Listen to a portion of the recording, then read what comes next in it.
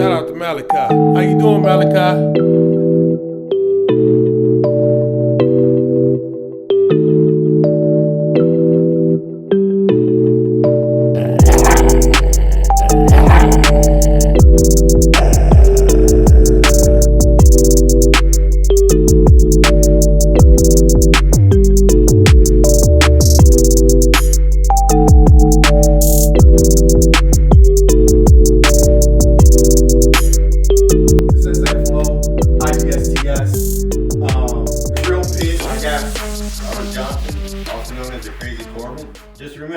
Keep your mouth shut and get a lawyer. For real. Lakeisha Armstrong, family justice conviction. This is episode 55. Put them all in the white chair, grill them up. Check this out.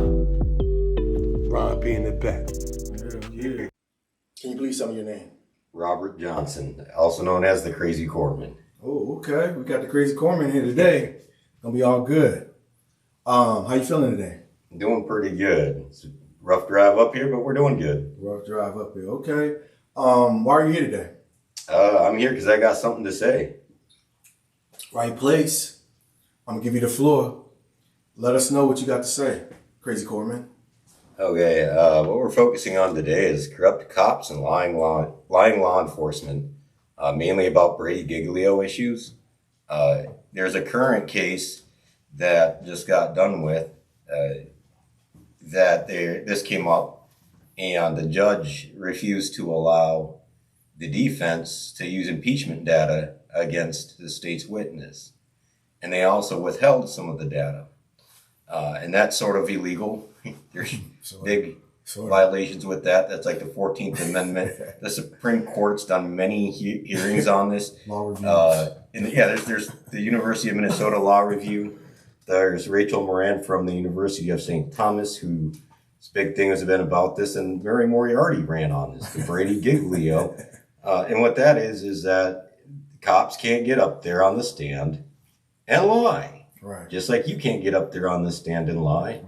And they need to be truthful and honest. If they haven't been, then that's where disclosure under Brady and Giglio come in. Giglio is mainly the impeachment side of it as far as the cops past. Brady is more any exculpatory information, including any evidence that they may have of your innocence. Could I stop you for a second? Has Giglio been overruled? Do you know? No, it's been clarified many times. It's been clarified. So it's a standard, right? We know about it. There's no objection to the fact that this should be adhered to by a court. Correct. That's what I'm getting at. In fact, in Minnesota, they just are trying to pass a law, or did. The law enforcement unions pushed that law enforcement cannot be fired for Brady Giglio issues. Let me repeat that. So they can still remain on the force. They can't testify, but they cannot be fired for untruthfulness issues. Okay. That makes sense. Which... It's a question then of if you can't trust them, how can you trust them to do a report, to do patrol? Just anything. I mean, it just like devalues the whole uniform, right? The institution. And there's two different sides to policing that people don't usually see. Policing does look different based on where you live and who you are. Correct. Not necessarily in all the towns. Some of the smaller towns, especially.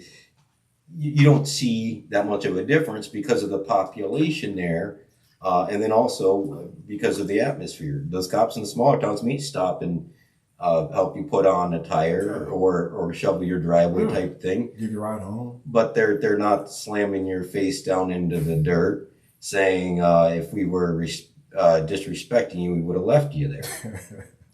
Well, that's what one of the cops basically had said in a video that they had lied about then on the stand. And that's part of what we're going to go over. Is there a specific case you're talking about? Can you let us know the case? Or that's the Rosas case with Officer Adam Lepinski.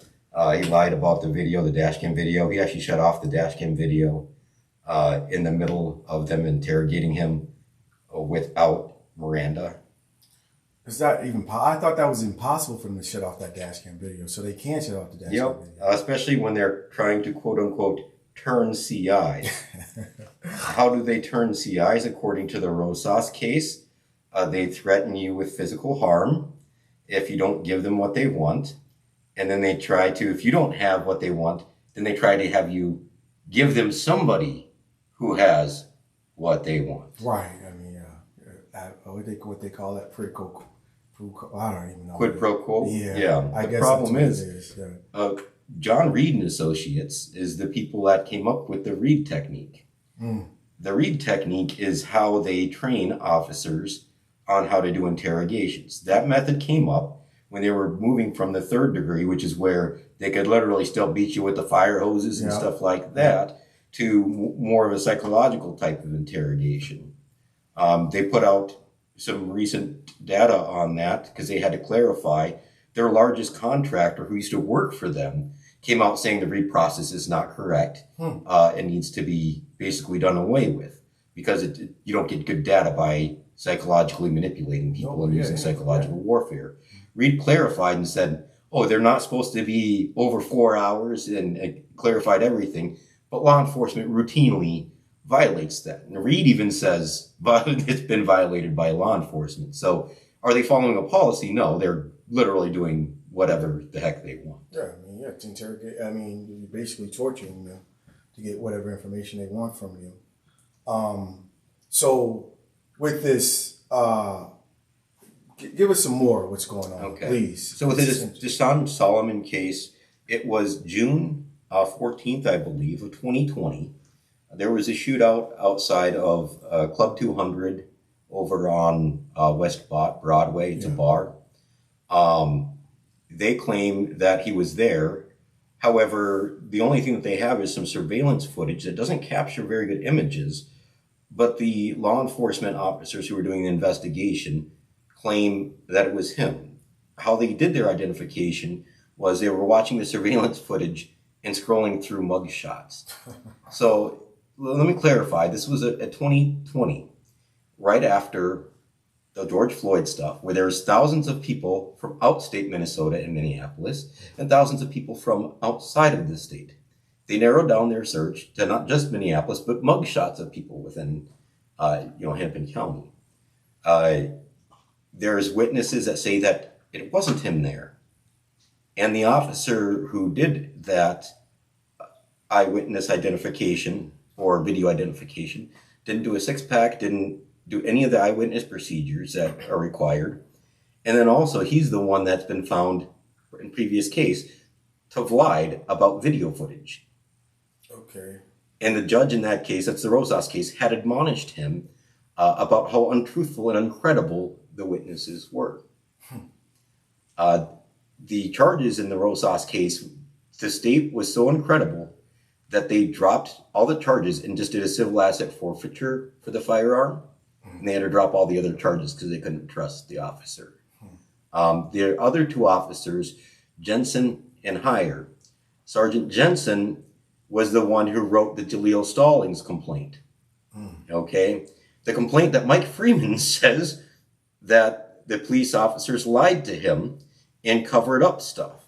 What did they cover up? There's an officer from the Jaleel Stallings case, Stenson, who is being tried for his abuse of beating up of Stallings. And they covered up not only that Stallings was basically innocent, but that an officer had assaulted him. So they had covered up the commission of a felony, which is a felony in and of itself here in the state. But those officers, Jensen had been previously untruthful on the stand or questioned his credibility on the stand in 2008, the Blue Wall of Silence case, when they were trying to prosecute a police officer. Because of that, he's not honest. He has been taken off of cases, and specifically the Eliza Gomez case, where her family's trying to get justice for her. She was killed. And they couldn't prosecute based on Mr. Jensen or Officer Jensen having been a part of it because he's untruthful, and that was even determined by a judge. So how you can have people be that untruthful and then still be writing complaints and testifying in cases, it's just one or the other. Either they're untruthful or they're not. Just keep your thought, are these officers still on the force? Correct. And they were allowed to get up on the stand and testify. Judge Paul Scoggin allowed them to testify and allowed the prosecution to keep the defense from being able to use impeachment evidence of their credibility against them, which is the whole reason why Brady and Giglio exist. It's crazy. Who's the lead DA in Hennepin County at this particular time? I'm not sure who's prosecuting the case. The lead DA in Hennepin County is Mary Moriarty. I'm not sure if she is aware of these issues. We are going to make sure she is aware of these issues. Definitely make sure she's aware of this. This is ridiculous. It's happening on our watch. Come on, man. There's a public data request in to Hennepin County to the attorney's office.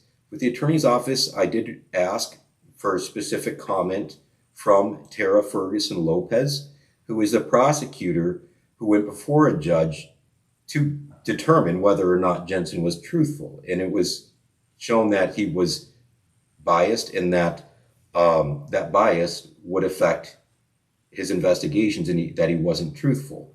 And that's the reason why they couldn't pursue. Then also for the courthouse side of it, the requests that I did, I also asked if Judge Scoggin, who was a prosecutor from 1984 until 2014, had pursued any cases with these officers. And that's officers Lepinski, Adam Lepinski, officers James Jensen, and officer Michael Keefe. Because we already know that Lieutenant Zimmerman would probably be, heck yes. I did ask that as well. But Zimmerman was in charge of homicide. He came on in 95, 96, that time frame. And that would have been during the time frame that Judge Scoggin was in charge of the violent crimes unit. He was actually in charge of the violent crimes unit, supervising Cahill and Fernstall in the early 2000s when they were getting their arguments thrown out because of it being biased for the prosecutors to use the wrong side of the tracks argument about these kids are from a totally different world and they're just hoodlums. Yeah. The Supreme Court overturned that many times of Minnesota, and that was during that time frame. But he supervised Cahill and Fernstall on cases like Maya Burrell's case, Marvin Haynes' case, I believe probably Deontay Bogle's case. You go down the list. He was supervising those cops. He also supervised cops during a lot of cases, or prosecution of a lot of cases, where it was then overturned due to civil rights violations, including mentally handicapped minorities that were being interrogated inappropriately. Mm-hmm. Mm-hmm. Yeah, just it seems like I've said before off camera, like these rats run in packs. Like as soon as you pop something up, you see the same names, the same individuals. You have any inclination of why this is continuing, and nobody's other than yourself has been able to point this out. There's a lot of people that have been slowly pointing it out, but I think that people are looking at it case by case rather than the totality of it. Yeah, because what I've been trying to do, after the first two cases I've looked at, most of the cases seem to have the same officers and or prosecutors doing the same types of things. The community does need for cases to be looked into, but they need them to be solved correctly using the proper techniques and proper investigation. You can't just go out there and claim somebody without evidence is the person that did it. Right. When you have evidence of another suspect, right, that you're letting that suspect go running the streets then that has been terrorizing the neighborhood, but then you're putting innocent people in jail. Right. And in Eliza Gomez's case, they've been fighting to get any sort of prosecution, and on their own have went and gotten enough evidence to try to actually pursue, but they refused to. So you can't have them refusing to in one case, and then on the other side, when they just want to throw a body in jail, especially for media or for clearing cases for their caseload, because that's how they get promoted, both the prosecutors and the officers. We can't have that. Justice needs to be fair and equal, and it's not in Minnesota, especially in Hennepin County. What's the solution? I mean, it seems like this is something that's been going on for quite a long time. I'm sure people known about it. I'm sure you're not going to be the first or the last person to bring it up. What can we do to resolve this problem? It starts at the top, and you got to get rid of the crap. Just like in the military, I mean, the commands that you look at, Fort Hood, you go down the list, right? the commands you look at where you have the toxic leadership. A lot of times it's been there for many, many COs, many, many XOs, sergeant majors, you go down the list. In order to get rid of it, you have to get rid of the bad apples. You have to hire the right people, Right. and get them in the right positions. That's what's worrying me about this whole situation, because Mary Moriarty seemed to be the right person for this type of thing. It should have came up on her. It should be something that should be looking at. You said you're going to bring it to her attention. What are you trying to do to bring it to her attention? What are you planning on doing? I'll be writing a letter in a brief that will be going to her, that will be going to the DOJ, and a few others.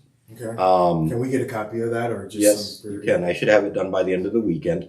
It's going to be the first of a couple of briefs. Okay. Because the DOJ does need to investigate. Yes. I think that's key. Yeah. Because the patterns and practices have lasted for so long. Right.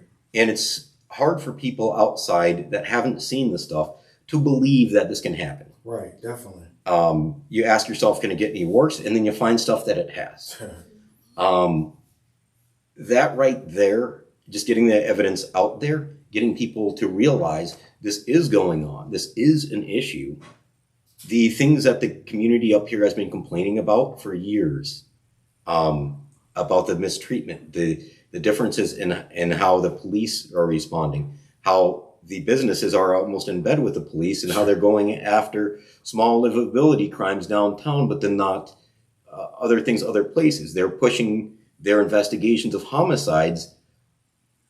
The officer who I spoke with, who wrote the letter for Elisa Gomez's family up to Governor Walz, and that's part of the materials that we have in here. He's an officer that's out in Oklahoma, well respected, has done many investigations, and he had the same issues with the MPD, with getting information from them.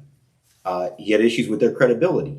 And as a fellow law enforcement officer saying that, there's some big issues. You have to be able to hold each other accountable. Who was that officer? Can you name his name? Bishop. Bishop. Yes, First name? he's also a private investigator. He's a private investigator. It'll be in the letter. I'll send it to you, and we can link to that. Unicorn Riot is where I got that from, but I did contact him, and also the mother of Elisa Gomez, and she's had the similar problems. In fact, Jensen said something to the tune of that she was Mexican, so he wasn't going to look into it. That's crazy. That's not good at all. We have to get rid of the good old boys. That's exactly it. Because if you were an officer, would you want somebody to have your back that you know may or may not shoot or may or not use force where you're in the line of fire, where your life's at risk because of their actions, and they're going to lie about it? Who are they going to blame? Right. If they're blaming the victim, they're also going to blame you as another officer that it's your fault. It's the integrity of the whole institution, and it's the reason why I'm getting to my own conclusions. The reason why they're going to bring it up, because it makes you question the institution that people need to believe in. That these officers are, anything. If you say anything about the police force, they have hard jobs. They're all this other stuff, but it doesn't take much for them to do their job the right way. Are you going through your slides as we talk? Or? No, I'm going to go through it right now. Okay. So I started this slideshow off as corrupt cops and lying Leos, Brady and Giglio issues. This right here is an excerpt of the letter that Mr. Bishop did up to Governor Walz. Okay. They presented it to both Detective James Jensen and Lieutenant Rick Zimmerman, who then would present it to the Hennepin County Prosecutor's Office and the Hennepin County Medical Examiner's Office. The family objected to both Minneapolis police officers due to their past experiences and interactions with both detectives. Assistant Hennepin County Attorney Tara Furgeuson-Lopez has objected to Detective Sergeant James Jensen citing discrepancies in his report and testimony, claiming he upheld a blue wall of silence for other MPD officers in 2018. Hennepin County Judge Karasov said that her, meaning Lopez's, concerns about the witness bias were appropriate. Jensen would have a reason, arguably, to help Mr. Hamilton, said the judge. I will allow you to explore the basis, the bias, and I think you did establish that bias.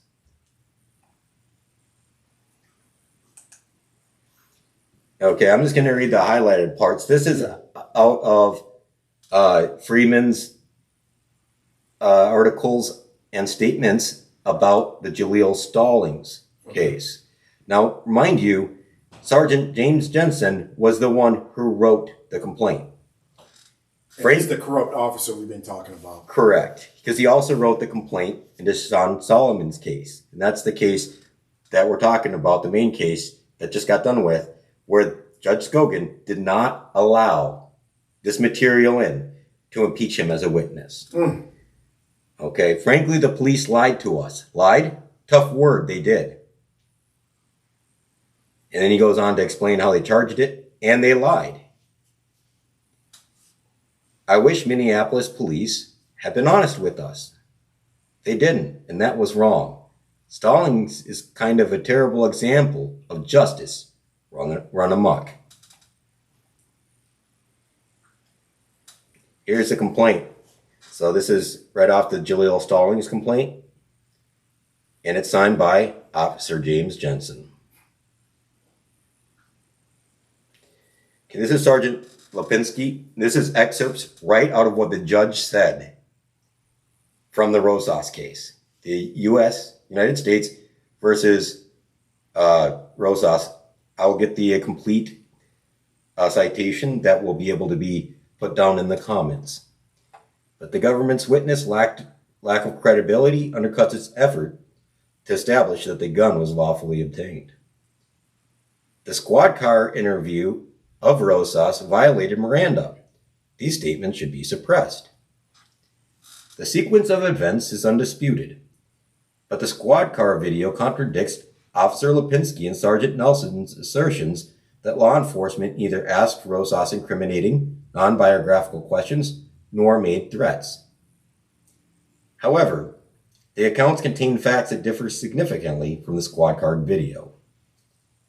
Part of that is Sergeant Lepinski, when they started interrogating him, when the interrogation started to get to the point where they were trying to turn him to be a CI, turned off the video during the continued unlawful interrogation. Rosas was asked if he was in the States legally.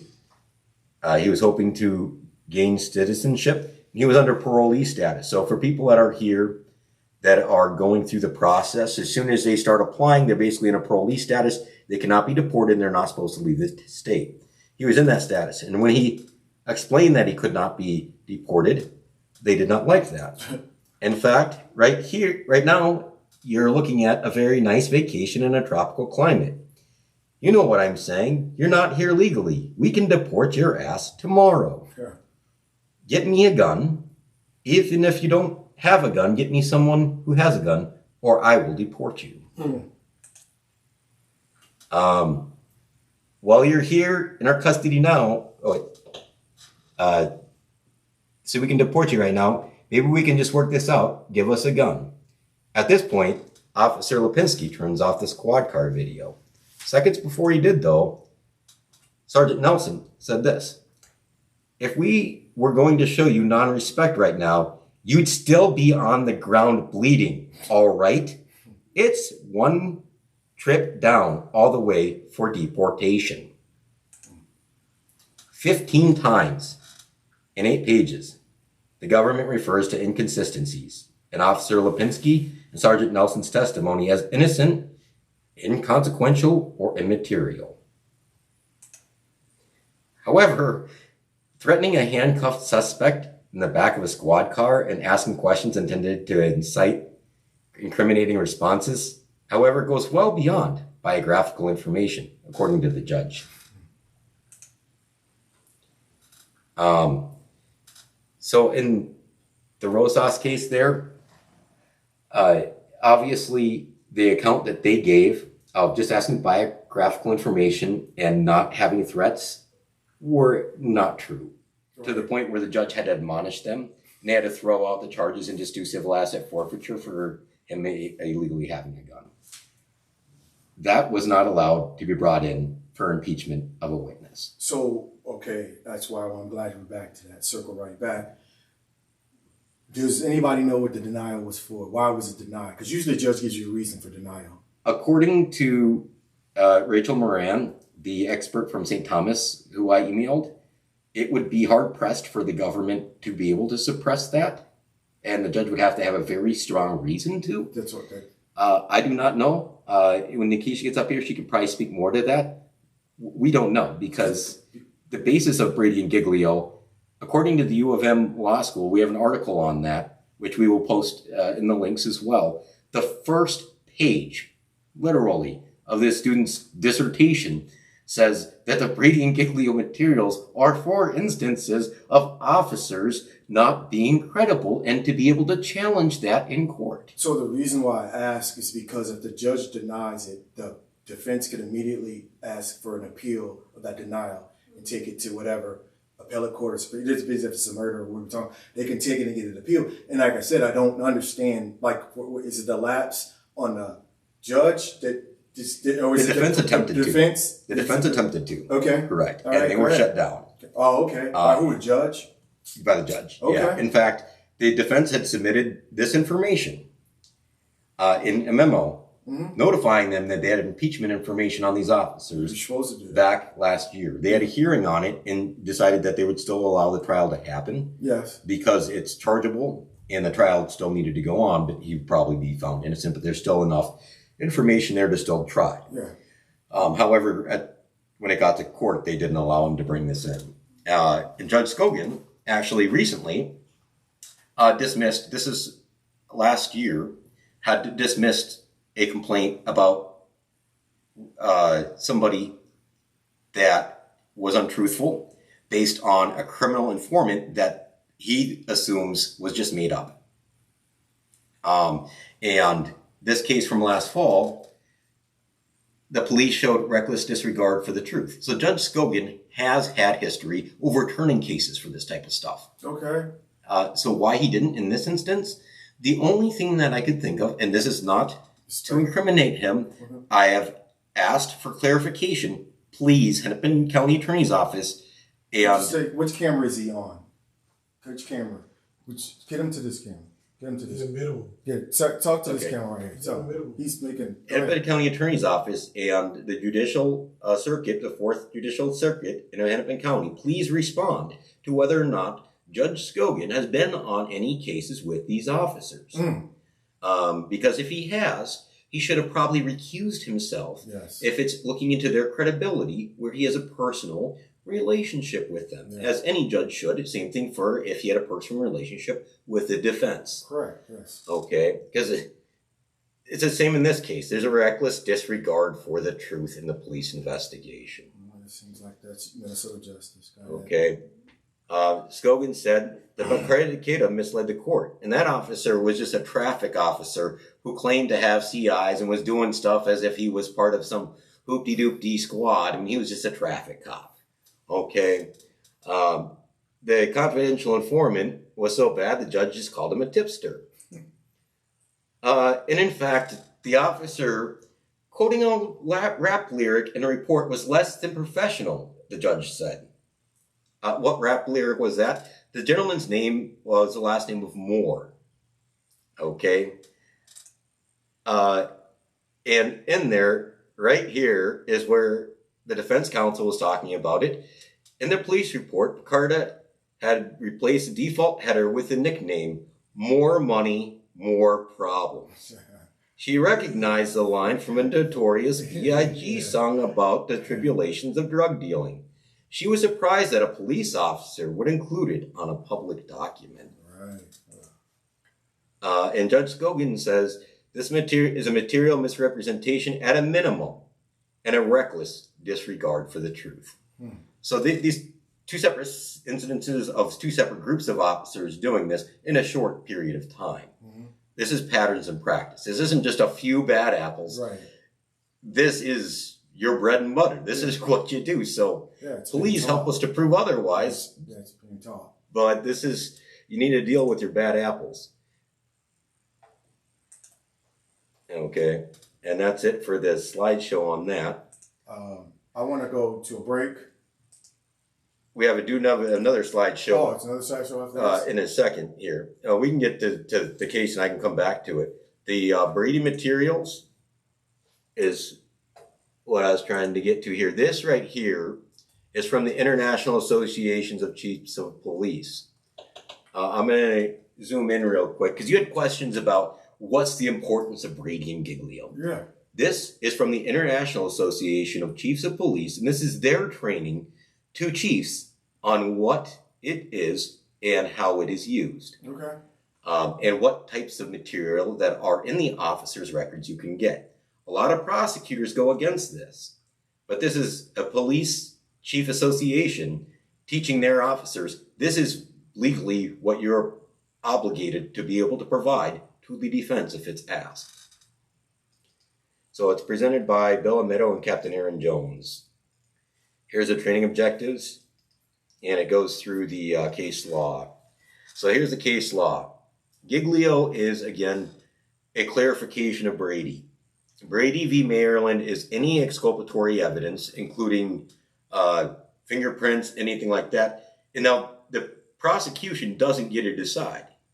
If it's any hint that it could even be possibly used in your favor, they have to provide it. Right, exactly. Giglio is a expansion of that into the officer's background, Right, and stuff like that for incrimination. And then you have these other cases right here. And it came out of a 1963 capital murder case. It doesn't mean necessarily that your case is just going to get thrown out. If the evidence can still stand on its own, you still can have a trial on it.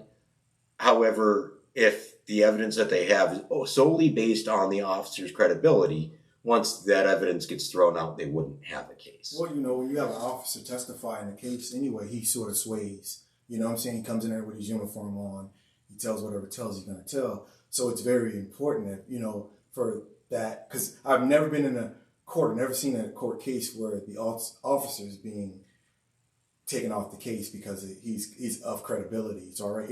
And on top of that, he's never been challenged in any case I've ever. So this is the first time I'm hearing it. I know It's supposed to be. Yeah, I know law extremely well. I've never heard it at all throughout my, just even people who are trying to, go up to the appellate case. They've never. This is the first time I've ever heard it. Yeah. Which is So wow. you have to demand the stuff. So during discovery, you need to demand it and make sure your lawyers demand it. Right. Okay. The judge can order them to give. If they withhold Brady and Giglio materials, that's enough to get it remanded for a new hearing, depending on the judge. But legally, it is. However, again, depending on the judge, it has to be material to the case and relevant to the case. But Giglio is a federal case. Correct. So so you can take it right up to habeas corpus and Correct. get it, drop back, whatever. So it's Correct. powerful. It's very powerful. And Minnesota, as we've seen with the judges, it's hit or miss, especially if the judges were former prosecutors, because you have former prosecutors who use these tactics that are now sitting judges. Right. That's the problem. Cahill's a perfect example, because Cahill was using those arguments I talked about from the early 2000s about the wrong side of the tracks. When he was a prosecutor, it got overturned by the Supreme Court. As soon as he became a judge, once the judgeship on the Supreme Court level changed for Minnesota, they started allowing it. And the judges then started allowing it. And now the Supreme Court of Minnesota is allowing those same arguments, which based on the rule of stare decisis, which is precedence, that the precedents from the previous cases need to be upheld. Right. They should have still had those arguments. No, you can't use them. It's unconstitutional. But as soon as those prosecutors got in there you go. Yeah. And I think that's part of the problem with judges not compelling disclosure. But here's the information that can be gotten. Brady, police officers and police agencies are considered part of the prosecution team. Wow. Okay? So they're obligated. The obligations of Brady and Giglio extend to the officers. Okay. That's what that's saying, is that they're not immune from it. They're not just a separate part of it. They're integral to the prosecution. So therefore, you have to be able to give up that information. And,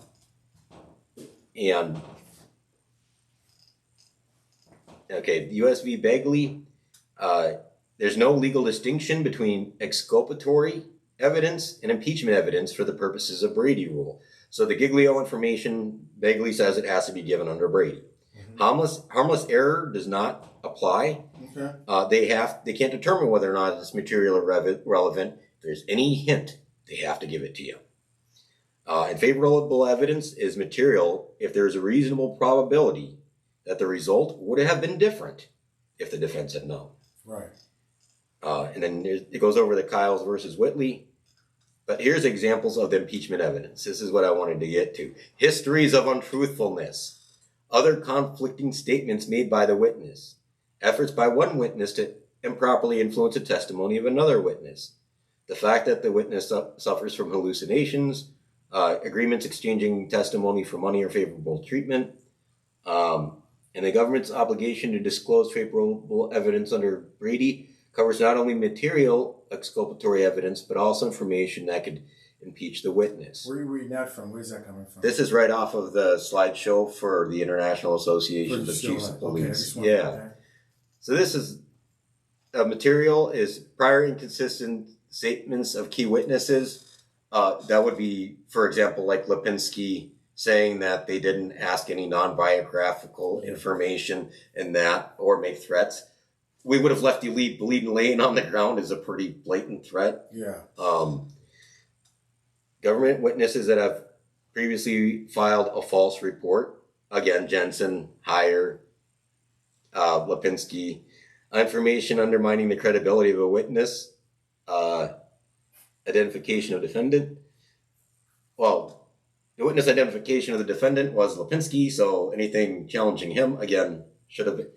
So the National Associations of Chiefs of Police are basically telling us it should have been allowed. Yes. The doctor's report, stuff like that. So this will be linked at the bottom so you guys can go through this on your own. That's the main part of it that I wanted to go through for the International Associations of Chiefs of Police. So this is well known. It's not a one-off thing. This is pattern and practice for Hennepin County. How long has it been going on? Yeah, we don't know. We don't know. Right. I mean, shit. That was a lot. We're going to take a break real quick, get you right back on, and we're going to further this. I mean, it's getting, they might have to censor us after this. Self-destruct sequence will initiate in 60 seconds.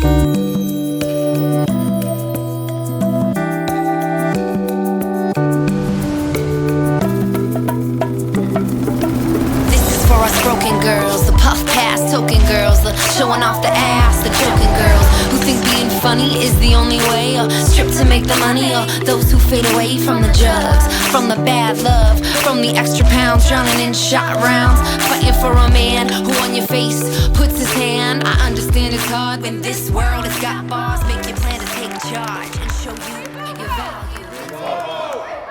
Free Bobo! Free Bobo! Justice! Can you introduce yourself again? I'm Robert Johnson, also known as the Crazy Corpsman. I'm Nakisha Armstrong with the Family Justice Conviction Reform. Okay. We're going to continue the conversation that we had prior. Robert, if you want to start us off, it's fantastic. Yeah, Nakisha is actually the one that got me involved with this case. Yes. He was currently up for trial. I can let her speak a little bit more on that. How did you become involved with the case? Deshaun actually contacted me regarding his case because he felt like it was some issues that needed to be brought forward regarding his case. When he called me, he stated, he was telling me about his case.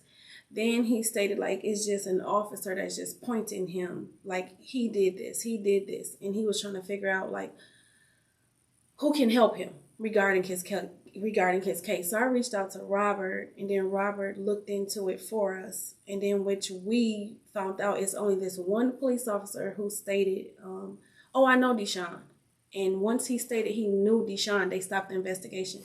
It was over 100 people that was at this event, but only one officer from a camera stated this is Deshaun. No one there stated that this person was Deshaun at all. So when I reached out to Robert, he ended up helping us in regards to the situation. What's the crime that he's being alleged that he committed? It is second-degree murder for the with the drive-by, and then riot, first-degree riot with the death, and then I think felon in possession of a firearm. Exactly. And there was the spot. There was no cameras videotaping what happened at that particular time. There was, but they're not close enough to be able to tell who's who in a dark room. Okay. And I actually seen the camera, and the person that they're alleging you can't even see is just a tall black figure. Okay.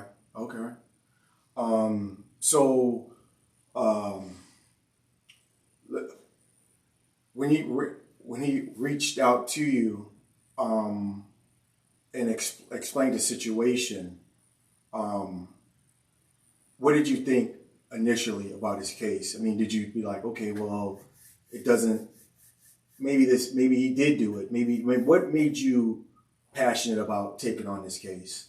Because he wanted me to come with him to meet with his lawyers and to see like everything that the prosecutors or whatever had brought forward. So once I did that, then I was just like, this isn't right.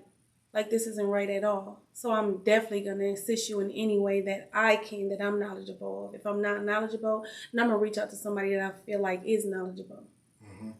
And that's when you hit Robert. Yes. And I'm not a licensed investigator. I was helping looking up mainly the Brady and Giglio stuff. Doesn't seem like you have to be. Just somebody who's interested in finding what truth looks like. Yes. I mean, it doesn't seem like you have to be, and it's all there. I mean, it's just like people just want to look past it. But go ahead, I'm going to let you talk. So I know you. Go ahead. Well, that's exactly it. Is that just looking up the stuff, and the truth is the truth, and let the truth come out. So when I started finding this stuff, I brought it to her attention, and come to find out that his lawyers had already known about some of that. Mm-hmm. But you can go ahead on that. Okay, so in regarding to like his lawyers knowing different things, Robert had actually brought up stuff that they didn't know. Okay. In all honesty. I didn't know that. Yes.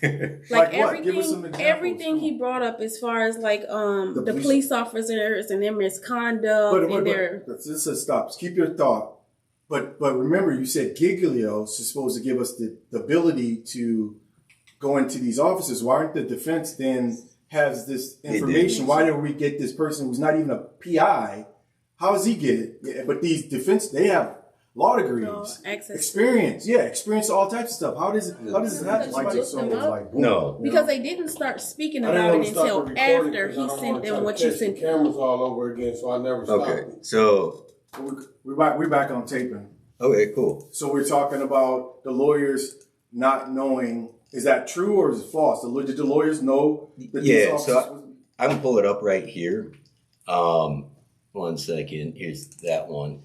So in November, this is before I got on, and this is document. This is Appendix B, Minneapolis Police Department impeachment conduct, and that his lawyers wrote. They did have most of the information. Didn't have everything, but had a lot of the information in there. The judge's finding on that. So here's what happened with that. They requested the Brady Giglio information, right? Yeah. And they even sent this letter saying, hey, we know this stuff. You still haven't sent us it. Can you please clarify? The judge came back and said, oh, that's public record. You can go find it. Yeah, but that's not how it works. Yeah, I know. But that being that's public record, that they didn't have to go look for it. But they didn't have to go look for it because Teresa Furgeuson-Lopez had brought it before a judge before, and it was known to them, and that's been proven by Mr. Bishop's letter. The only issue I would see is that how it's being entered into the record, is being issued, how it's coming in. But the judge still, I don't understand why is this judge taking this position in this case. Like, it doesn't seem like he's neutral. It seems like he's actually defending the prosecution, right? Yeah. He's on the side because you can see how the case is going, right? So, you have no history on this judge? Yes, I do, a little bit. On that though, did you want to say anything else about the stuff that I brought up? Because some of the stuff they didn't know. Yeah, some of the information they did not know. Like the information that you had last sent him regarding the judge not allowing Jensen to testify, they did not know, because I'm sitting in the courtroom with him, and when we go on break, he brings it up to them, and they was like, oh, that's good to know, but we got to move forward because the judge already didn't allow our motion because the prosecutor stated that the top attorney told her there's nothing against these officers. So that was the reasoning behind the denial of impeaching these officers. Mm-hmm. And then did the defense attorney ever wanted to say, hey, we're going to stop the court case. We're going to take it to the appellate court because this is not right. Did they? They never stated that. See, the whole time I was sitting in there, they never stated that. Yeah, that's problematic. They told us after, when we're sitting in the hallway, like, since they allow this is, if you're found guilty, then this is definitely an appeal issue. That's what they told us while we were sitting in the hallway. That's garbage. Yeah, it's bad representation, because at that particular moment, if you got something that's something like Giglio and something like a Brady violation, you just told me that it's beyond what do they call it, harmless error? Yes, beyond harmless error. Where that goes into, is it material? Is it relevant? The harmless error thing is, they used to be able to say, oh, it's a harmless error, we just overlook. Yeah. They can't determine whether or not it's material or relevant. They have to turn it over to the defense for the defense to decide. Right. But I'm just saying, like, so there's no reason why the defense attorney shouldn't have said, hey, we're going to stop this. We're going to put a motion together or a brief together and go straight up to the appellate court. Or right now be the Minnesota with second-degree murder, be the appellate court and get this looked at, because this is crazy. I think they're sort of caught off guard, truthfully. They've done a fairly good job with most of the stuff. So far. If I was a lawyer, I wouldn't know what to do if a judge said you can't use Brady material. I'd be like, I'd be like, okay. I'd lose my bearing. I would straight up probably end up I go crazy for real. Kicked out of there. Yeah. Cussing at the judge or something. Yeah, it's just crazy. So this is a current case we're talking about, right? Correct. Something that just happened recent. Now, is this a sentencing issue? Now we're going to sentencing? It will be. The case is real weird. So the data that they entered in yesterday showed that the jury was split 8-4, and the date that they had on that was the 10th, which was yesterday, on whether or not he was even the person in the video. And then a few hours later, they came back with guilty. But the judge also... Did they poll the jury? They did, yeah. Okay. And so 8-4 against. Okay. But there's still 4 people holding out saying that he wasn't the guy in the video, or they weren't sure. Right. The judge, though, this is now prior to sentencing, has done a probation referral. What? Probation referral for... second-degree murder? There's no such thing. There's no such thing. It's automatic execution. Right. But I've never seen anything. You wouldn't send somebody that's going to prison to parole, or parole to probation. It's not in the grid. It's not in the grid. I don't know if you've ever seen a grid. It's not in the grid. When you look at the grid for that, it's automatic. It doesn't matter about points, anything like that. It's not in the sentencing guidelines. Yeah, you go straight. And he already has a review hearing prior to his sentencing, too. Probation? I don't know what the review hearing is for. The review hearing, I'd guess, would be for the case. So I have no clue what the judge is doing. I haven't seen this before. It's confusing to me. It's good to know from you guys that that's not normal. It's not normal at all. It doesn't make sense. I don't know his error. I don't know what the deal is. Can you clarify, Nikisha? We don't know at this moment either. That's what we're trying to figure out. I reached out to his attorney. He hasn't responded yet. So I'm going to reach out again Monday. And then if he does not respond, I'm going to go to his office to see what this is about. Yeah. Because there's, like I said, in the guidelines, like what a grid is for if you commit a crime, they have like how many points you have. Mm-hmm. And then you have a box, and the box goes white to gray. Gray is probation, white is execution of sentence. In a murder case, which means you go to prison. Yeah, there's no such thing as probation. There's no such thing. There's not even there's no way. It'd be mitigating circumstances, but the mitigating circumstances would be something like he was insane during the time. I mean, there had to be something like they dropped the riot and murder charge and just have the felon in possession of a gun. Even that would be kind of tight for probation. That would be kind of tight. But yeah, I mean, I don't know. I like some clarity before I'm gonna try to run this story as quickly as possible. When is this sentencing? It's in April, but he actually wants to go straight to like prison because he wants to go to the law library and he has no law information down at the county. You know how that can go. Yeah. Like it's not readily accessible like it is. Yeah, but he wants to go to prison and before he gets sentenced. And Yeah, he said he wants to just waive. Yeah, does he have rights okay? And go straight there so he can start studying his case. Well, let's go to a break real quick. I want to sit down with them and then we can just finish up because now I got a lot of questions. Also, bring up the witnesses. Yeah, so they didn't have any witnesses. Yeah. The public defenders or whatever. I mean, not public defenders, but the prosecutors didn't have no witnesses except for the police officers. Yeah, Lepinski. And Lepinski said, "Oh, this is this man. I know him." They stopped the investigation. That's good. After that. That's actually good. That's actually good. Thought too. But his defense brought the witness of the man who was talking to the lady. They found the lady and brought her there, and she stated, "This is not the individual that I was speaking with." The individual that I was speaking with, she stated the individual's name. Oh, okay. And then, so why is that individual that they spoke to? Why wasn't that person testifying? On the prosecution side? No, on the defense side. Oh, they were on the defense side. Well, that's who actually went out looking for these witnesses to see if they can find somebody from the actual bar to state who this person is or like what had happened. So let me just collect. So they found the person who said this is not the person. Yes. Yep. So that person came for the defense and testified. Correct. So do they know who that person was? They just said this is not the person. No, the girl stated it. She said this is not the person. That person's name is Bernard. Okay. And then, yeah, that was for the defense.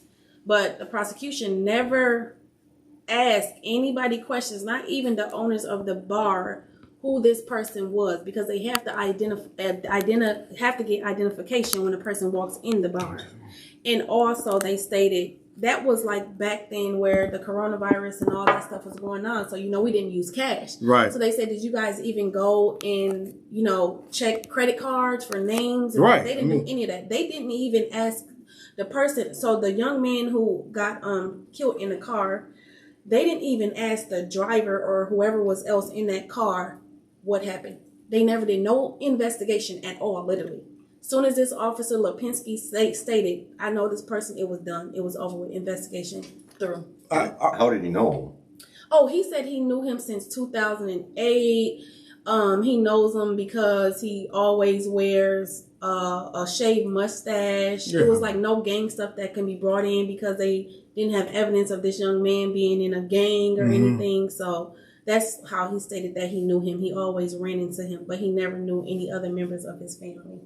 Yeah, I think the biggest thing that we have that's positive is that you have one officer giving testimony, and if you can get his testimony debunked, then the case unravels, right? But we have three. Well, I'm just saying, like, I mean, you know what I'm saying? So if you were they saying that this officer says that his witness, he was the eyewitness that said he knows this guy. So with that being said, I'm saying, like, if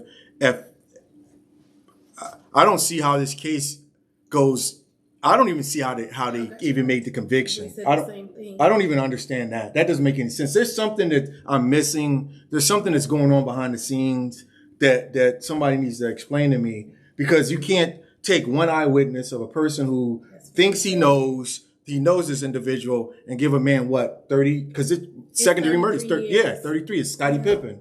Yeah. Scottie 33, do 23. And no, that's literally it. His lawyers were even stating to their self, they don't even see how this charge came about. There's no way possible.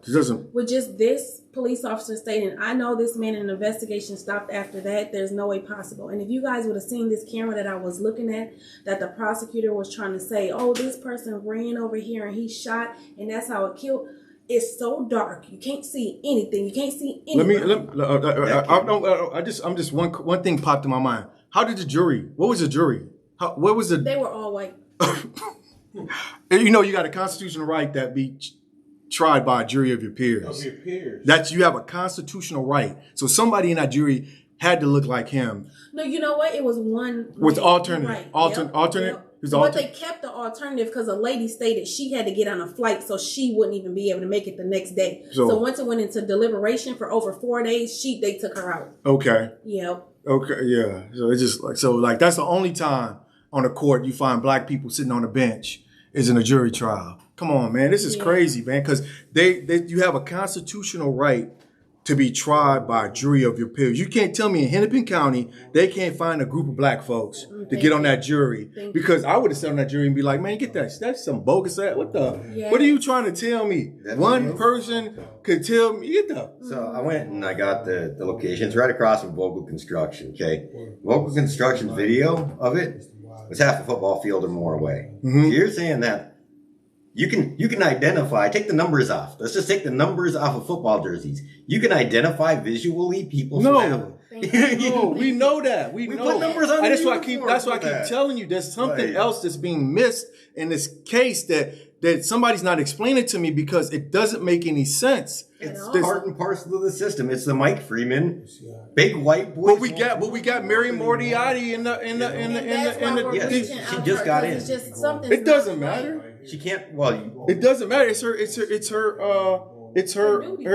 on her watch. Yes. Well, and she just did that one case where she had the note being passed. Yes, I read upon that too. Mm-hmm. That's what made me like, I need to reach out to her because this ain't right. Yeah, we need to get it to her attention. I'm saying, right, ASAP. If these other lawyers are suppressing stuff purposefully, which they are obviously, then she doesn't necessarily know what they're suppressing. Does that make sense? Yeah, but that's her office. She knows about every case. It's not she doesn't. I mean, it's not like they're like that case didn't come up and she wasn't like, oh, I'm not going to look. She's looking at all the cases. Maybe she doesn't know in depth information. Does she need to be held accountable? Yeah, she does for having ran on Brady Giglio. Yes. That's what I'm saying. It's like.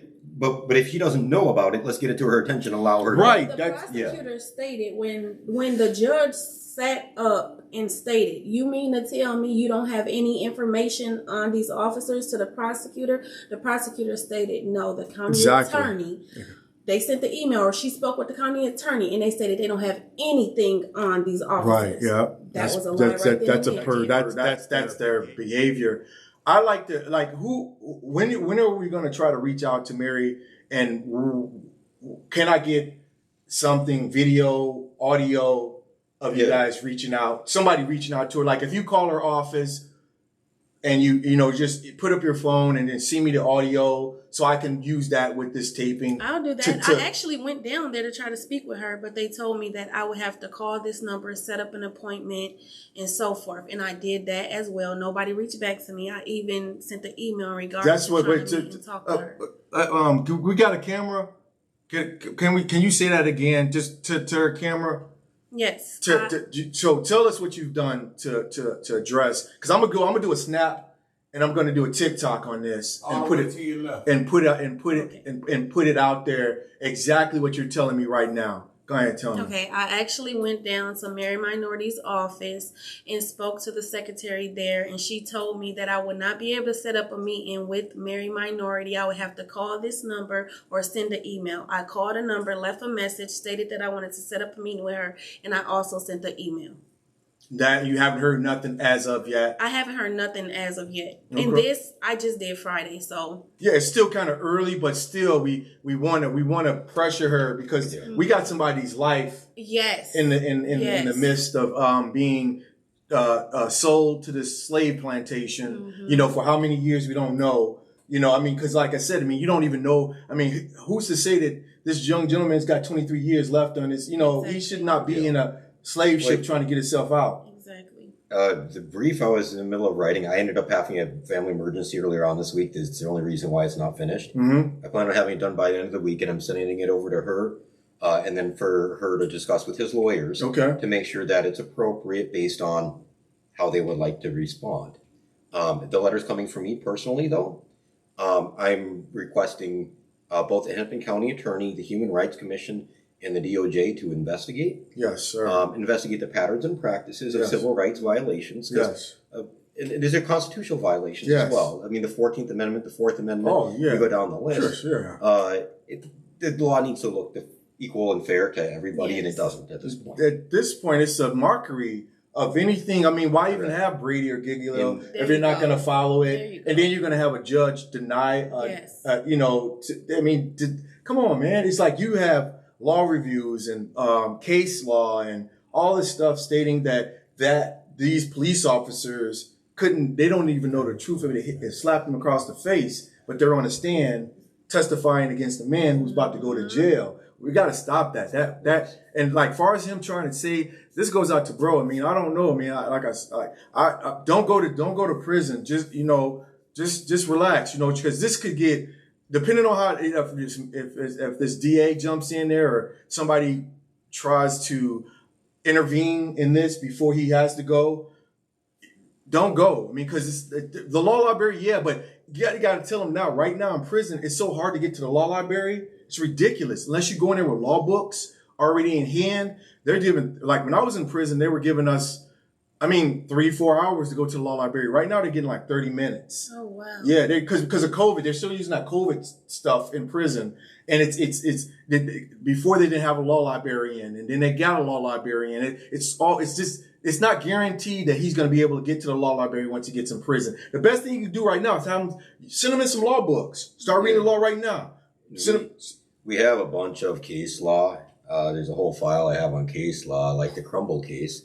Did you want to talk about the Crumble case, or you want me to do? So, yeah, you can talk about the Crumble case. Okay, so Crumble was another incident with Lepinski. Officer Lepinski, yes. I believe it's outside the same or similar bar. Okay. Same or similar. And why is that a bar up there where he identified somebody, but they had actually done an investigation, gotten warrant for the cell phone data, all that jazz. And so that's the reason why they allowed his testimony on the video. In the state's brief, they also state about Mahdi Ali's case. We talked about Mahdi Ali's case. Well, the key difference was that they had sent it over in Mahdi's case to a target forensic investigator that then came to testify, who was an expert in video and video enhancement. Yeah. Mr. Lepinski, from what I know, does not have the certifications in video and in video enhancement. And for we know, Target got it wrong. And they got their expert. Target's got it wrong, right? They sent the expert in. Remember, according to the Brady Giglio brief from the International Associations of Chiefs of Police, they're then considered part of the prosecution team. So how is Target even part of the prosecution team? That's a good question. Hey, like I told y'all before that, watch that Target video. Keep selling those funny colored dishes. But get out of criminal, whatever. In the cases that they cited for allowing Lepinski's identification, those cases are flawed because it doesn't meet the standard. The standard that I was looking at for disclosure of evidence to the defense was one case in particular, and that was Kim Potter's case. Okay? So how can the Hennepin County Attorney's Office serve up on a silver platter everything she asked for and even put a cherry on top of it?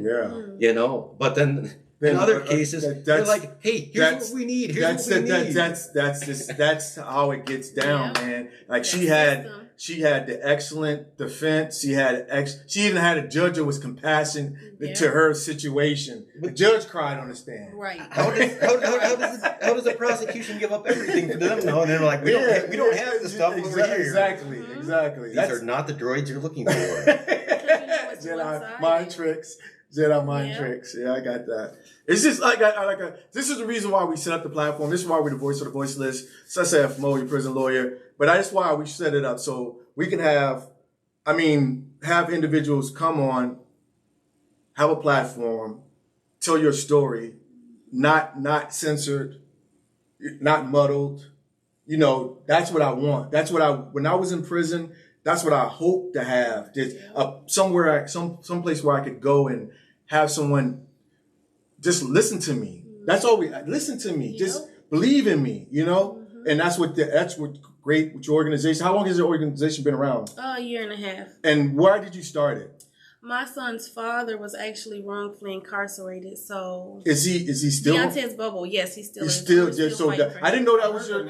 I didn't know. I was at we got it on the thing. That's my son's I didn't know. Yeah. So it's a lot of bobos. Yeah, it's a lot of bobos. But he's that bobo fan. I met a lot of bobos. Oh really? Yeah. Oh okay. Yeah, I was. Yeah. So you started it based on his his wrongful conviction, Yes. and have you have any progress in his case? I'm not gonna say progress. The CRU took it, but we don't even know the numbers with the CRU yet. Right. So we're still hopeful with the CRU that they would do something with his case. We actually have a freedom rally on the 21st. Okay, shout it out. Where is it going to be at? It's gonna be at the Capitol. So Freedom rally at the Capitol. Which Yes. in the Capitol, where are we going to be? We're at? gonna be in the front of the Capitol. Oh, on the stairs. Yeah. Okay. Exactly. What day again? March 1st, and it's for everybody to come out to just fight for their freedom. Not Can't only be- for can't be wrongful- 21st. March 21st. Yes, March 21st. Did I say that? You said March 1st. Oh, I'm sorry, March 21st. My apologies. March 21st. And So it's what for time? What everybody time? What At time? 1 p.m. 1 p.m. Yes. It's going to be food. She's buying Definitely. No, it is. It's going to be food. It's going to Everything. be all type of Okay. things there SAF for won't come any to buy our individual. food. Oh, you listen, can have it. It's for free. Listen. So it's going to be speeches. It's going to be. It is, and it's going to be families there that's fighting for their loved ones as well. So any other organization can come, or anybody who's just fighting for freedom. Not even if it's just not incarceration. Right. Period. Okay. Like for our freedom. All right, we'll get that out. We'll definitely make that put it on the platform, let people know. Well, You know, thank you. support. If you got a flyer, send us the flyer. Put the Okay. flyer out for you. I do. Yeah, actually. send Amy. We'll swap out numbers so we can get the flyer onto our platform. Let people know. Anything else going on other than that? I mean, the 21st. We know March 21st. You're going to be out there supporting. With this case, if I'm not going to put anything in the air, but if it does go sideways, what's the next move? We got to figure it out. We have we're getting a press release together. Yeah. So as soon as your stuff drops and they feel comfortable, they're gonna do a press release, and then those letters go. Where's it out. going to press? Are you going to go to City Hall for the press release? Write it up. Or you're not going to do a press conference, just to release? That's on. Yep. That's up to how they decide. No, we're going to do a press conference. So we need this to still. I'm just supporting you behind the scenes. Yeah. Yeah. I think the main push should be at that DA's office. Okay. Make her live up to her promise. Mhm. That's true. And if she doesn't, then it should be an issue. You know what I'm saying? The biggest thing I've been able to do is use social media to push and pull these individuals and make them do our bidding. And that's why we have it here, right? Because the whole thing has always been transparency. You know, we haven't had any transparency, but social media is one of the best transparency devices we have. And like I said, that's why I took that part. And you said you went to her office, put it in that, tag her on my Instagram, tag her on my YouTube, tag her, so her office knows. They look at all that stuff. Mm-hmm. They know that that's what's going on, and you might get a telephone call from them. And if they don't respond, I'm gonna be back and back and back. That's what you got to do. That's what we have to do in all these situations. And this is not a platform set up for sensationalism. What we're trying to do is give everybody the voice to get out the message and try to correct these people and let them know that we're all watching. We're a community. Right. You know, and like I said, with Robert coming in, with you coming in, with your organization, with us, with the platform, we're coming together to make these people do what they're supposed to do. A platform for the people that they don't think they have a voice. There you go. Yeah, a platform for the voiceless. There you go. That's Yes. our motto. You have a voice, we got the platform for you. Yeah, Thank and you. that's always been, like, when we set this up, my brother and myself, we came up with the motto that we're going to be the voice of the voiceless. And that means a lot. I mean, it means a lot, because it's just telling you that I just had a group of gentlemen on, and I said, you know what? I mean, you can take some rapper or somebody, comedian or whoever, put them on there, you can get 100,000 views. People gonna watch them, laugh, joke. Mm-hmm. But we got people talking about serious ass shit in our community. And you get like 100 people want to watch. Like, no, we need to change that narrative. Definitely. People need to understand this is serious, because it could be your husband, your brother, your nephew, your uncle up in this situation. And what are we going to wait until it's our uncle, our brother? Then get together. This ain't nobody going to be around. They too busy That watching. same old narrative. We don't care until it happened to us. There you go. That's so true. We don't care until it happened to us. So true. So, you got anything else? Yeah. So I'm not going to drop this issue. This fits part and parcel with the other cases I've been working on. We're not dropping nothing, bro. Okay, so like what I've been doing with like the Marvin Haynes case, with looking at Mayon's case, looking at Mahdi's case, it seems to be the same officers or training officers that trained all these officers. Number one, Bruce Folkens, hey buddy, you're the guy. Let's go hunting these people. Right. The only problem is, hopefully those people don't hunt back. Right? But no, he was a training officer. Okay, he was a biased training officer. Same thing with Eric Fors. Yeah, he said fuck these people for the community. Mm-hmm. yeah. So they were the training officers for Lepinski, for Jensen, Yeah, exactly, for exactly. Yeah. Okay. Zimmerman, who released evidence that was supposed to be held for a civil case where MPD got in an accident with a motorcycle. He released evidence and got hit for discretion. How can he be in charge of MPD's homicide unit still? You're somebody who has problems with discretion, yet you're investigating all these cases? Yeah, I mean, got the Fox watching the hit. But instead of just trying to go at it one case at a time, still helping out with the cases, some of them have asked me not to include their cases with other people's, no problem. I'm coming up with, this is a pattern and practice of these officers. Yes. And I'm going to push it. These things need to change. There's some laws that need to change, especially in Minnesota, to be able to make sure. And then the second thing is, they need to be enforced. So we have laws on the books, rules on the books. Yeah. They need to be enforced to where people are getting equal and fair treatment. And that's all. From what I've heard from the community, that's all they've been asking for. Yes, that's all we're asking for. Just treat us fair. How I started getting involved up here was through Marvina Haynes, as you know. I was working on some tenants' rights stuff, and I'm still doing some tenants' rights stuff up here because it's a holistic thing. If landlords aren't taking care of their properties and people are living in places without heat, stuff like that, they're sort of going to do whatever it takes to get out of there. Of course. And that up here in Minneapolis especially, the city doesn't, there's rental inspections that they just don't have happen. There's things that have been noted on the rental inspection that hasn't been fixed for 2 years. Right. The livability issues. So treating those people like criminals then, but then not treating the landlords like criminals. Of course, yeah. It's a holistic thing, but on the criminal justice side, it needs to be equal and fair, and that's the problem, is it hasn't been. And so my goal is to push that to the point where something becomes of that. Right. I'm currently going back to school for law enforcement, focusing investigations. I'm not going to be able to pass the post test because I'm a GIMP.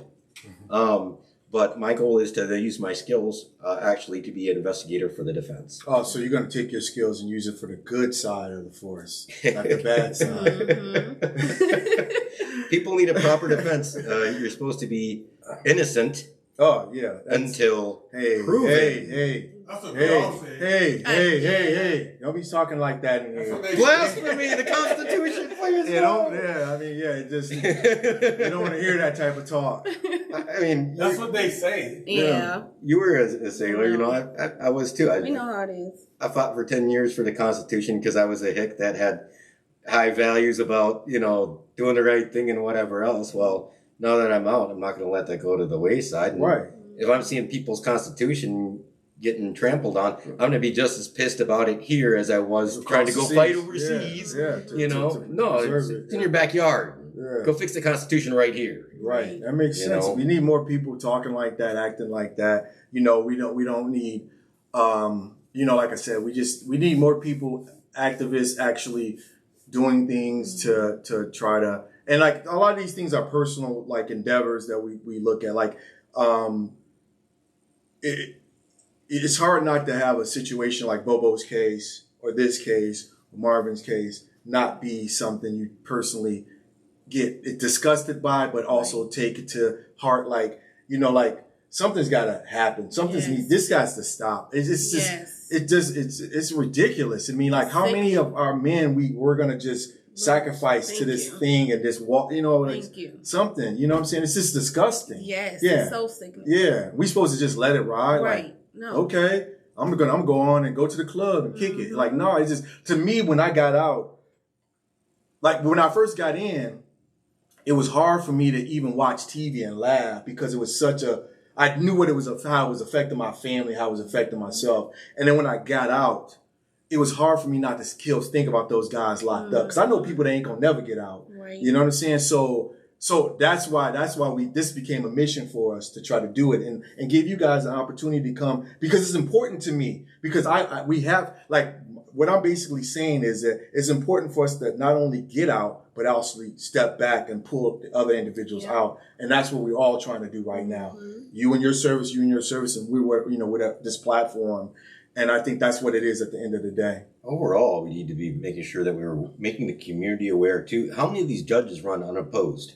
Exactly. There was not a single one in Hennepin County that ran opposed. But that's going to change now, because you have more individuals, because they passed that, right? We can vote on paper now. So you're going to have more individuals who are conscious.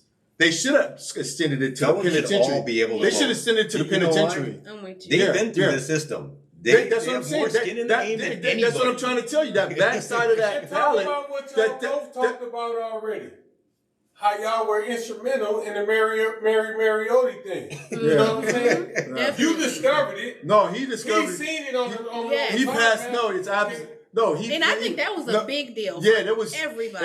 Everybody who. What they're discussing is when Mo broke the story about Martha Holton Dimick not having an active law license. Yeah, and they tried to play it down. Yes. And act like everybody's like, oh, for real? Yeah. I'm like, dude, like, you all knew what time it was. Gee, I got an advocate sit on a show, Twin. What's up, Twin? Sit on the show and say, what do you mean? I'm like, dude, her license wasn't valid, dude. He's like, well, we're always pushing for her because she was a career prosecutor. So you want her to be your judge, right? Well, there's other issues with her. Like, there's people from WCCO that came out and said, hey, look, I usually am not a politician, but she's just a terrible judge. She's not qualified based on her temperament. Well, if you don't follow the rules, you can't get elected. It's not. That's exactly what this guy. That's true. It's the fact that they were pushing for her. Yeah. Because she's a career politician.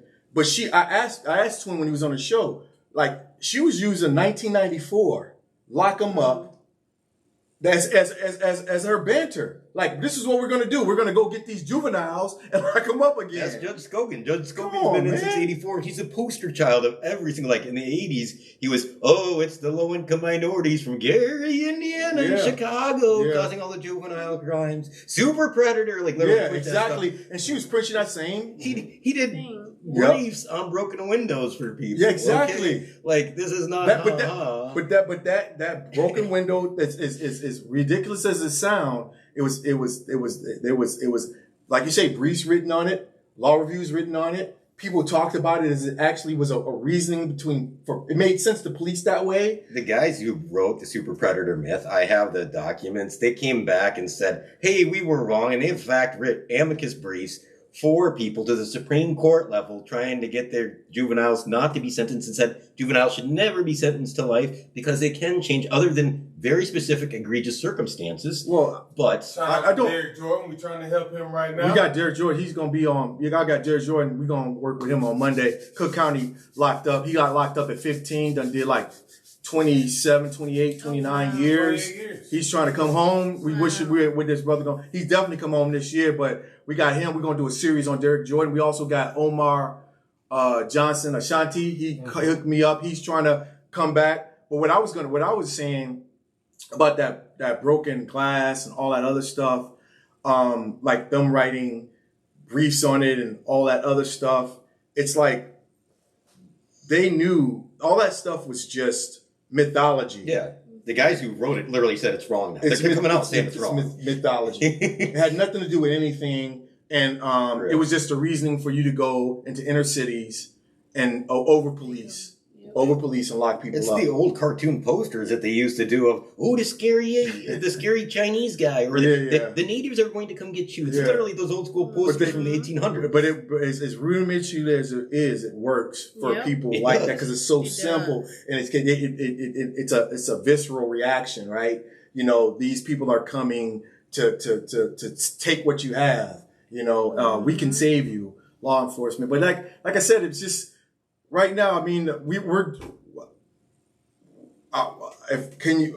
if you do get something from that office, bad or good, just let me know.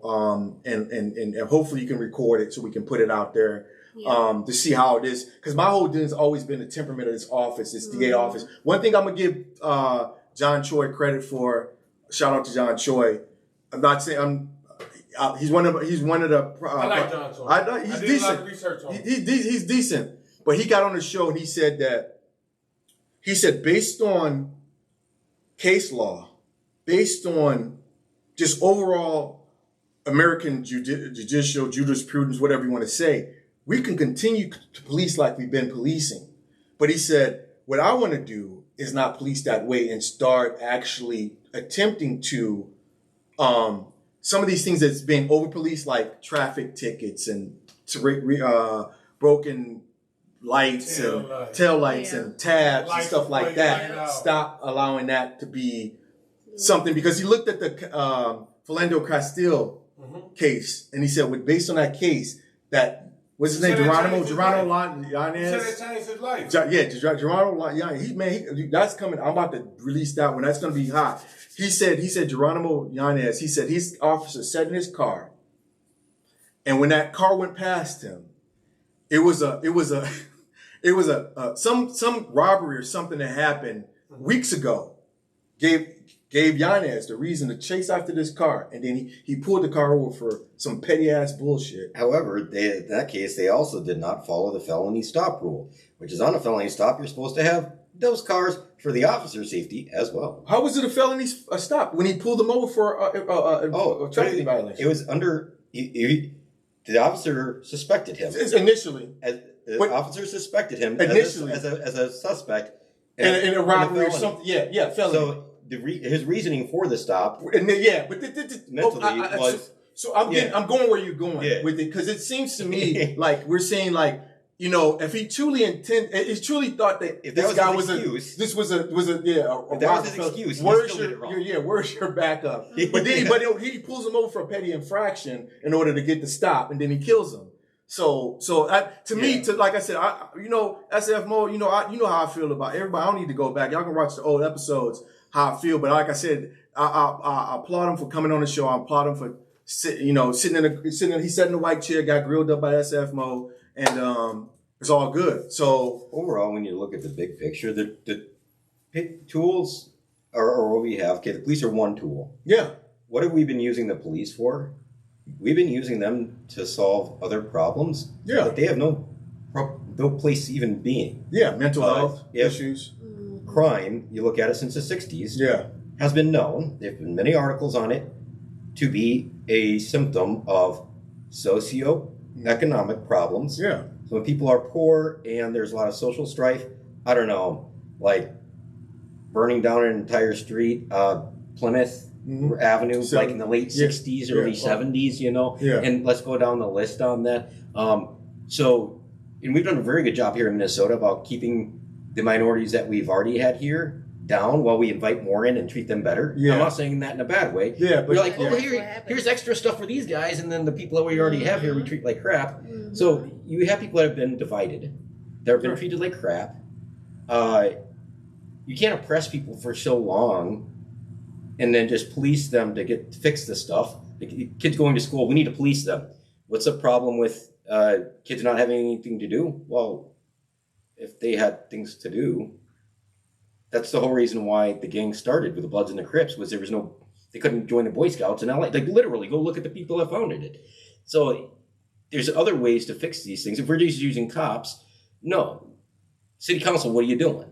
I mean, the HUD program, how come the HUD vouchers are paying $1,500 to $1,700 a month towards the landlords when you can pay for somebody's mortgage? You can give that to somebody and actually pay a mortgage for cheaper, save money, and have them own a house at the end. So what the heck are we doing? Raj, when he was here, he pointed out a good thing about zip codes, and I read it in a case review. Well, it was a law review. It talked about $1 million zip codes where they go into these inner city areas. They don't put any money in.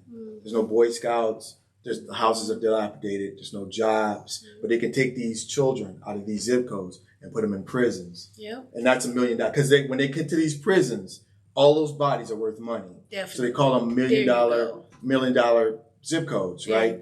And that's been like, that's basically what you're saying about, you know, just these areas, you know what I'm saying? You don't do anything for them. You let them become dilapidated. You let all these other things happen. And then you just come through and scoop them up, take them to prison. I mean, get them out of here. They're the problem. But then you go back and you reinvest into those neighborhoods, and all of a sudden they're Gold Coast. Oh, you want to wait till they're all gone? Yeah, well, I mean, you can fix it up. In for pennies in the dollar. You buy up everything and you turn it into lakefront. Gentrification. Well, bingo. Turn it into. Moral of the story is they need to get back to the Andy Griffin days where they did community-based policing. The moral of the story. We about to go smoke. There you go. And this has been a good conversation. Like all the time. Thank you for coming. Now we're gonna get some photos. Okay. Before we roll out. And y'all still going. Okay, well, shout out to Mahadi Ali, to Marvin Haynes, to everybody that's in Beyonce's prison. Bobo. Beyonce's Bobo. Man. Free Bobo! Free Bobo! What do we want? Justice! When do we want it? Now! What do we want? Justice! When do we want it? Now!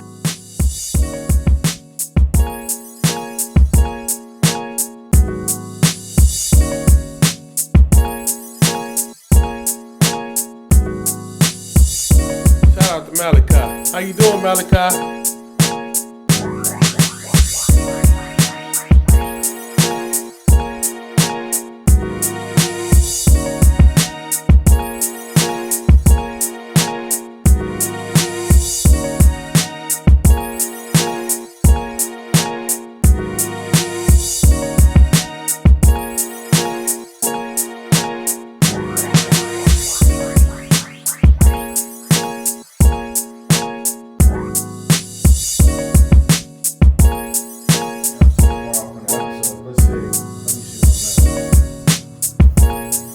Got a video right now.